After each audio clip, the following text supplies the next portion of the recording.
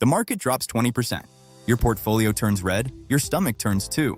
And in that moment, you make the single most expensive decision of your financial life. You sell. This is the trap that quietly costs investors more money than fees, taxes, and bad stock picks combined. It is called emotional investing, and it works in two directions, both equally damaging. The first direction is greed. The market is rising. Your friends are talking about their gains. Every headline screams opportunity. Your brain releases dopamine and tells you the same thing it always does. You are missing out. So you buy high, you buy emotional. The second direction is fear. Weeks or months later, the correction comes. The same headlines flip. Crash, recession, panic. Your brain switches from greed to survival mode. The red numbers do not feel like volatility. They feel like danger. So you sell. You sell low. You lock in the loss. And there it is. The most destructive pattern in investing. Buy high. Sell low. The exact opposite of what actually builds wealth. Here is the math that should make everyone stop.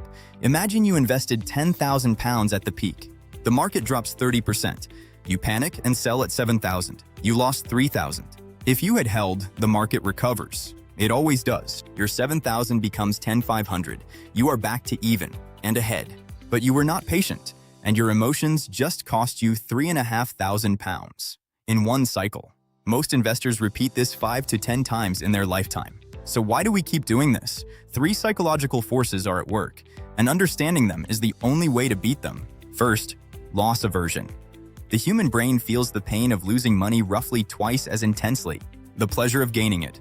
A 20% drop does not feel like a 20% problem. It feels like a 40% emergency. This is hardwired. It is older than the stock market itself, and it is why people sell during downturns even when they know they should not. Second, recency bias. Your brain overweights whatever just happened. If the market just crashed, you believe it will keep crashing. If it just soared, you believe it will keep soaring. You look at 3 months of data and assume it is the pattern for the next 30 years. This is exactly why people buy at peaks and sell at bottoms. They are not investing. They are extrapolating. Third, social proof. You look at what everyone else is doing and copy it. Your colleague makes money on a stock. You buy it. Your friend panic sells during a crash. You panic too. The herd feels safe. But the herd is almost always wrong at the extremes. And this is where the trap closes. Just like every other trap in this series, the underinsured trap, the 2-income trap, the lifestyle inflation trap. The lifestyle inflation trap. The mistake never feels like a mistake. It feels like protecting yourself. So how do you stop your emotions from destroying your portfolio? First, automate everything. Monthly investments, set and forget.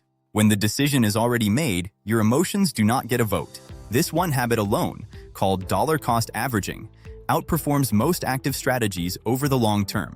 Not because it is clever, because it removes you from the process. Second, stop checking your portfolio.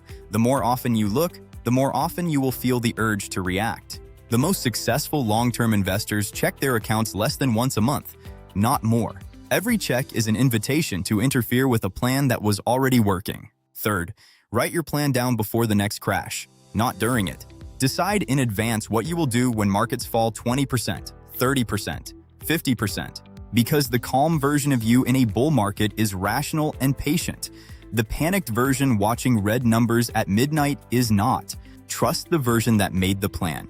Ignore the version that wants to break it. And finally, accept one uncomfortable truth. Market corrections are not a bug, they are a feature. The S&P 500 has a 10% correction roughly every 1 to 2 years, a 20% correction every 5 to 7 years, a 50% crash every 20 to 30. This is not the exception, this is the system. Every crash in history has been followed by recovery. Every one. If you hold, you win. If you panic, you pay. Same market, different outcomes, just emotions. 2 more financial traps left in this series, and the next one is the most dangerous because it is the one nobody sees coming until it is too late. Subscribe to Wealth Simple so you do not miss it.